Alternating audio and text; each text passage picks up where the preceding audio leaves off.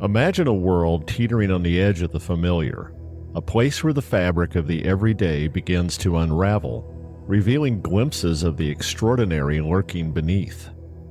You're about to embark on a journey into the enigmatic, where the peculiar and the perplexing intertwine, where every tale twists the mind and tugs at the spirit.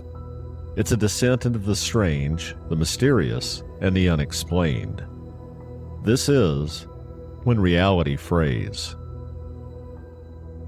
New episodes are published every Monday and Thursday, and When Reality Frays is available everywhere fine podcasts are found. Before we move on, please hit that follow or subscribe button and turn on all reminders so you're alerted when new episodes are released. Today's episode contains two stories. First up is The Watcher in the Pines, a story about what's hiding in an Arizona forest. And the second story of the day is The Toxic Lady, a strange tale about a woman who was too dangerous for an emergency room. Now, let's get to the stories. This is The Watcher in the Pines. Jake Hensley wasn't built for cities. At 32, he was a lanky, sun-creased loner who had spent his life chasing edges. Edges of storms, edges of canyons, edges of light. Growing up in Flagstaff, Arizona, he'd been the kid with scabby knees and a thrift store Kodak, snapping aspens in snow or ravens on power lines. His mother, a diner waitress, had called him her hawk, always watching, never still. His dad, a long-gone logger, left him a battered topographical map of Arizona, creased and coffee-stained. That map inspired Jake to photography, then freelance gigs for Arizona highways and outdoor blogs that barely covered his rent and ramen. The Mogollon Rim was his holy ground, a massive geological feature that sharply divides Arizona between high country to the north and lowland deserts to the south. It's not just a ridge. It's a dramatic escarpment stretching over 200 miles from west to east, with elevation ranges from 4,000 to over 8,000 feet above the desert. He had camped it more times than he could remember, chasing shots of elk against its cliffs or the way dawn split its canyons. The monster stories? He had heard them all, which he dismissed as bar talk in Payson or X-threads from tinfoil hat types. Red eyes, big feet, screams. Bears and drunks he'd scoff. Still, he always packed a knife and bear spray, a habit from years alone in the wild. It was September 26, 2023, when he pointed his Tacoma pickup north from Phoenix. The Mogollon Rim rose ahead, a dark jaw of basalt and pine under a sky smudged with late summer haze. He had picked Horton Creek for this trip, 2 hours from home off Forest Road 289, a quiet bend where the ponderosas thickened and the creek whispered through limestone. 3 nights solo, a chance to reset. His Nikon hung around his neck, a journal and pencil in his pack. He was determined to get a shot good enough to catch the attention of National Geographic. Day 1 was perfect. He pitched his tent in a clearing ringed by pines, their needles a soft rust underfoot. Snapped a mule deer buck at dusk, antlers velvet black against the orange glow, then cooked beans over a fire that spat sparks into the night. The crickets sang him to sleep, a steady hum blending with the creek's murmur. Day 2 started crisp. He brewed coffee on a camp stove, chewed a granola bar, and hiked a mile up the Horton Trail, camera ready. After a long day of exploration and pics that he hoped would come out better than expected, he began the trek back to camp. Along the way, he spied a red-tailed hawk soaring high above, hunting for dinner. Raising the camera, he was framing a photo of the hawk as its wings flared and talons glinted, when the world stopped. The breeze quit mid-gust. The hawk banked hard and vanished. No bird calls, no pine needle rustle, just a suffocating stillness that pressed down on him. Jake lowered the camera, his breath shallow. Then the smell hit. A gut twist of rotting fish, wet metal, and something acrid, like a battery leaking acid. It clawed his nose, stung his eyes. He turned, scanning the trees. Shadows stretched long, the light bleeding out fast, but nothing moved. Bear, he muttered, though his gut said no. Bear stink was rank, musky. This was sharper, different in a way he couldn't put to words. He turned back for camp, boots crunching louder in the silence, a prickle crawling up his spine. When he arrived, he paused in surprise. The fire pit was a mess. Rocks, fist-sized chunks he had hauled from the creek, lay scattered like a bomb had gone off. Ashes dusted the ground. His tent stood untouched, pack still zipped, but the scene gnawed at him. "Wind?" he said aloud, voice flat in the dead air.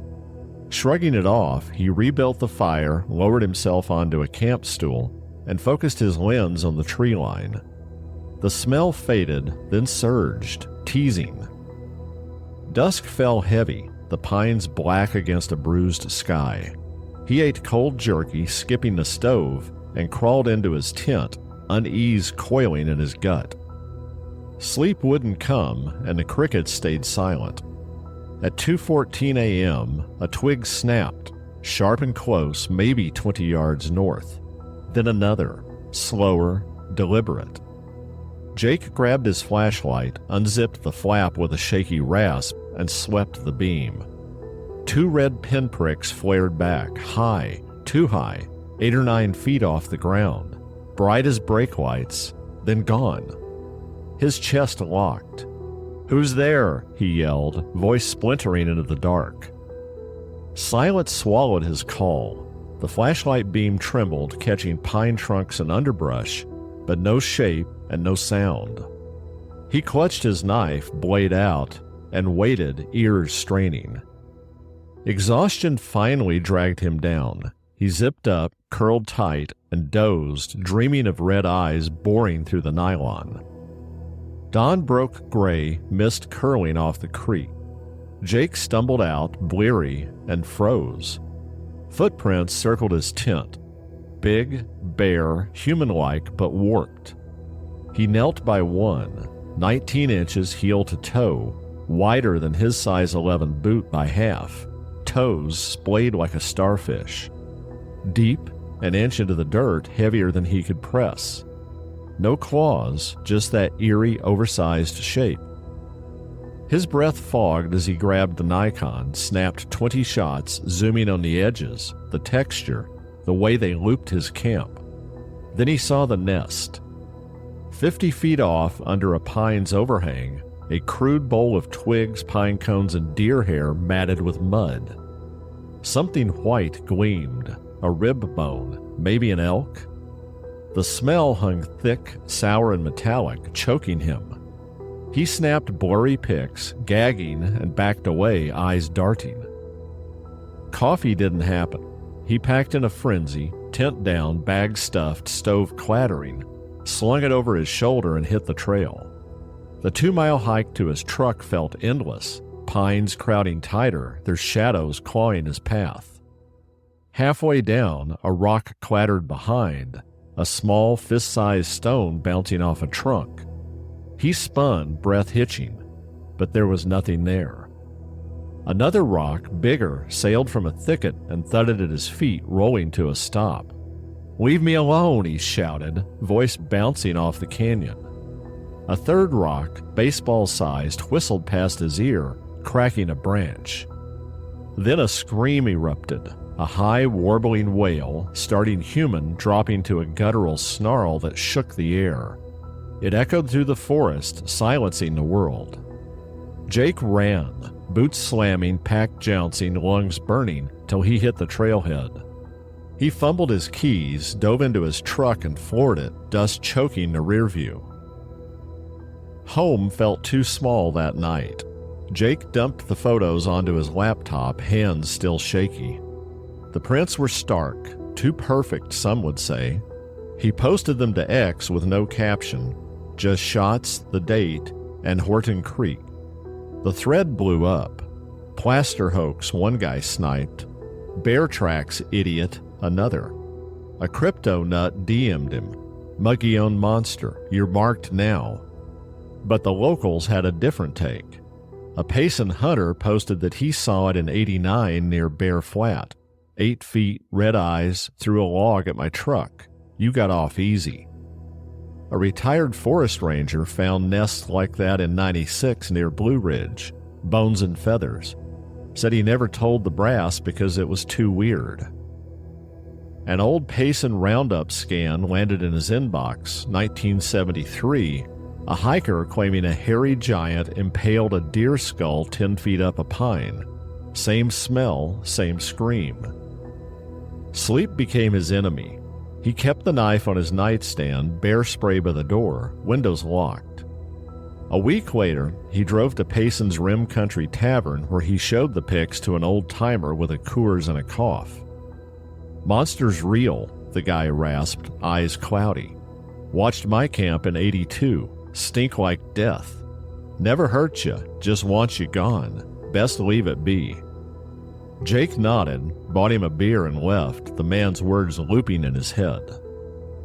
The photos he had posted spread. He sold one to Weird Arizona for $200, but the cash felt dirty. His journal sat open, half scrawled. I don't know what it was. Smelled me, saw me, circled me. It knew I was there, and let me go. Winter buried the rim in snow and Jake stayed home, editing shots in his dim apartment. But the smell crept back, faint, sour, metallic, late at night, unbidden.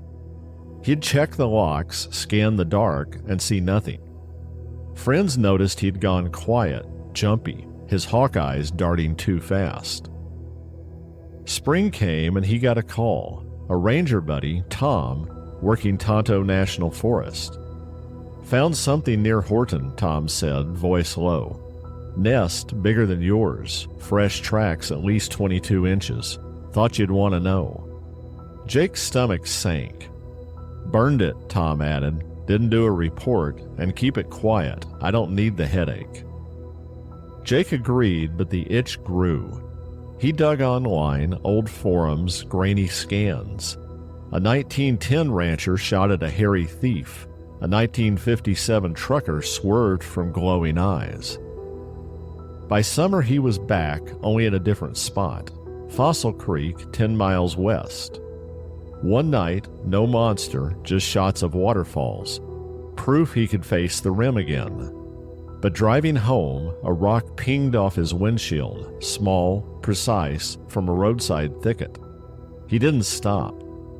The pickup's cab stayed locked that night, the knife close. Whatever watched him at Horton hadn't forgotten his intrusion into its world. Globally, Bigfoot sightings share recurring elements: remote locations, large footprints up to 24 inches long, and a foul smell or eerie cries. Witnesses range from hunters and hikers to police officers, yet skepticism abounds. Many scientists attribute sightings to misidentified animals, black bears in North America, for instance, which can stand upright and match some descriptions, or hoaxes.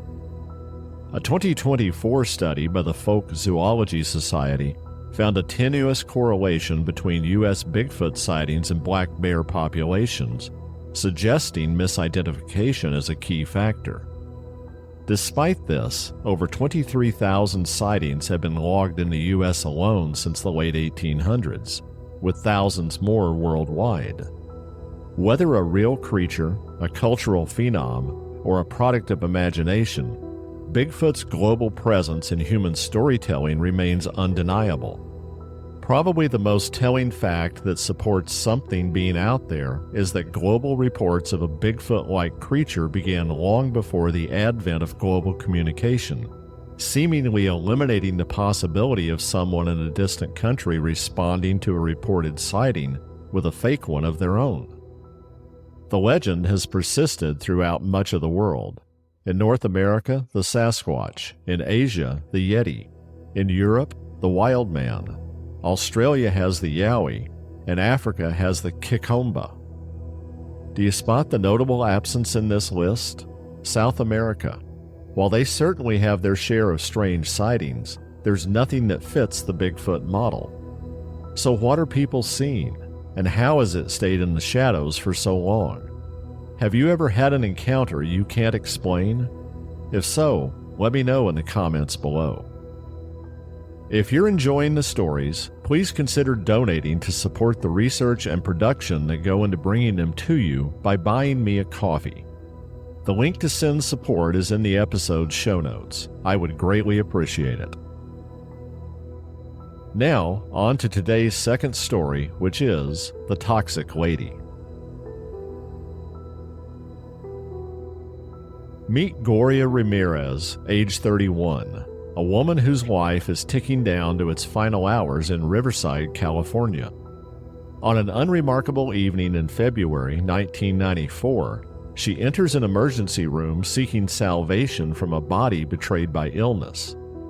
But what begins as a routine call for help spirals into a nightmare no one could foresee. A night where the air turns poison, where science stumbles, and where reality frays.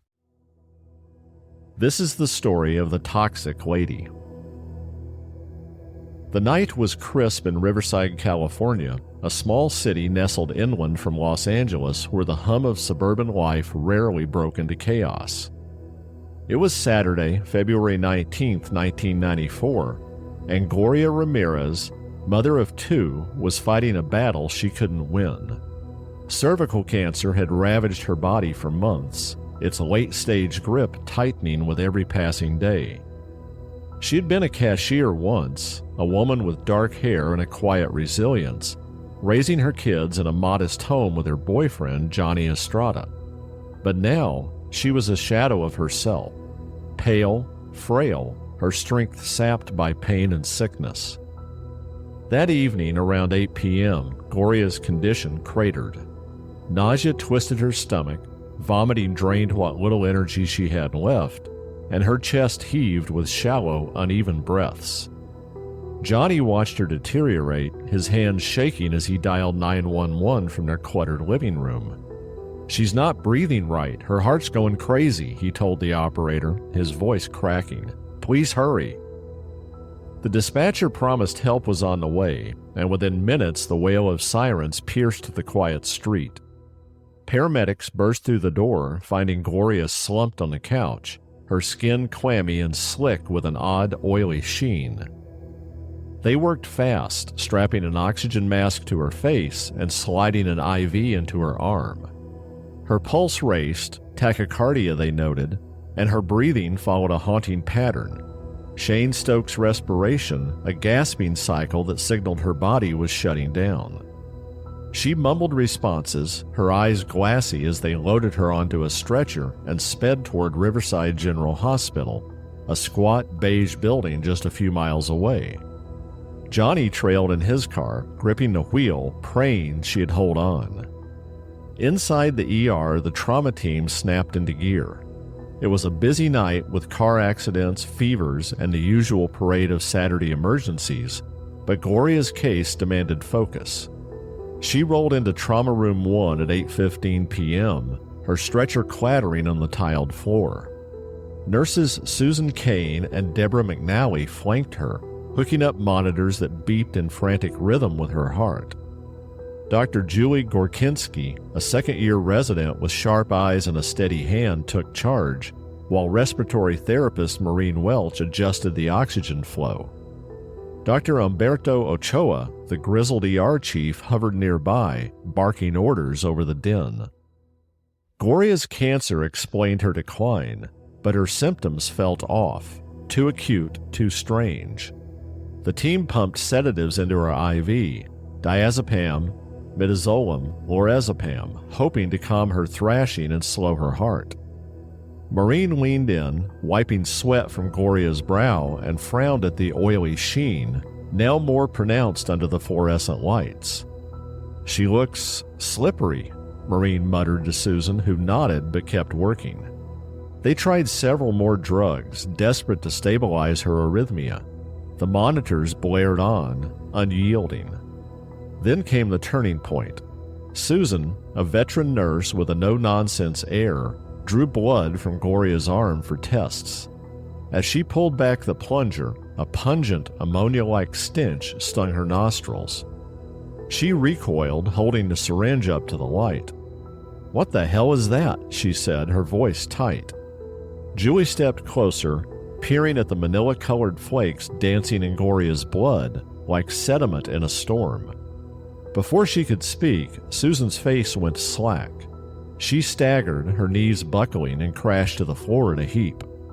Julie's stomach lurched, a wave of dizziness hitting her hard. She stumbled out of the room, collapsing at the nurse's station, her vision blurring to black. Maureen, still by Gloria's side, felt her own chest tighten, her legs wobble. She hit the ground next. Chaos erupted. A fruity, garlic-like odor seeped from Gloria's mouth, mixing with a chemical reek coming from her blood. Nurses and techs staggered, clutching their heads and throats. 23 people would fall ill that night, struck by dizziness, nausea, and muscle spasms. 5 had to be hospitalized. 1, a young aide, spent weeks in ICU with breathing issues. Dr. Ochoa shouted to get everyone out, his voice cutting through the haze. Patients were herded to the parking lot, wheelchairs and gurneys bumping over asphalt under the sodium glow of streetlights. A skeleton crew stayed with Gloria. 2 doctors, a nurse, and a tech, pounding her chest, shocking her with a defibrillator. At 8:50 p.m., after 35 grueling minutes, her heart flatlined. Kidney failure from cancer, they'd later say. But the room told a different story. The hospital locked down. Staff whispered in corners, their scrubs stained with sweat and fear. Hazmat teams in yellow suits stormed in, sweeping for toxins, sewer gas, or maybe a rogue pesticide from the fields nearby. Air vents were checked and floors were tested. Nothing. Gloria's body, now classified as a biohazard, was sealed in a bag and carted to a refrigerated trailer. Her autopsy delayed as officials scrambled for answers. Her family, Johnny, her sister Maggie Ramirez Garcia, and her kids were left in the dark, reeling from loss and confusion. Weeks later, on April 12th, the coroner's team finally began an autopsy, but the body was a wreck, decomposed beyond recognition, organs mushy and cross-contaminated, and her heart was mysteriously gone. Natural causes, they ruled, pinning it on her cancer. Maggie didn't buy it. At a press conference, her voice trembled with fury. 10 weeks to tell us this? She was fine until she got there. They did something to her. Johnny, quieter, just stared at the ground, clutching a photo of Gloria smiling with her kids. Theories exploded. Lawrence Livermore National Laboratory pitched a wild one. Gloria might have used dimethyl sulfoxide, DMSO, a garage sale painkiller popular among the desperate. In her failing kidneys, it could have turned to dimethyl sulfone, those crystals in her blood. Add oxygen from the paramedics and a jolt from the defibrillator, and it might have become dimethyl sulfate, a deadly gas that vanishes fast. It fit the symptoms, burning lungs and fainting, but Johnny claimed she had never used DMSO, and none was found on her or in her home. Skeptics scoffed. Others pointed fingers, a hospital cover-up, a botched treatment, even mass hysteria fueled by panic from that eerie smell. A fringe tale claimed she had crossed a meth lab's path, her IV spiked with methylamine. No proof stuck. Gloria was buried on April 20th, 1994, at Olivewood Memorial Park under a gray sky. Her headstone was simple, her family's grief anything but. The toxic lady became a legend. Tabloids ate it up, scientists debated it, Riverside whispered about it for years. Nurses like Susan and Julie recovered, but never forgot the night they fell. Maureen, scarred by respiratory damage, quit the field. The hospital plodded on, its walls holding secrets no one could pry loose. Was Gloria the victim of a chemical fluke, a toxic phantom born of desperation? Or did she stumble into a truth too slippery for us to grasp? A truth that felled those who tried to save her? In the end, the doctors recovered, the hospital endured, and the world moved on. But the scent of that night, ammonia, garlic, and fear, lingers in the memory of Riverside, a reminder that sometimes the answers we seek evaporate like mist, leaving only the echo of what might have been. For Gloria Ramirez and for us, this is the final chart note: when reality frays. The stories presented are inspired by true events. Names may have been changed for privacy reasons. New episodes of When Reality Frays are uploaded every Monday and Thursday. If you're enjoying the journey into the strange, the mysterious, and the unexplained, be sure to press that follow or subscribe button and turn on all reminders so you're alerted whenever an episode drops. Until next time, thank you for listening to When Reality Frays.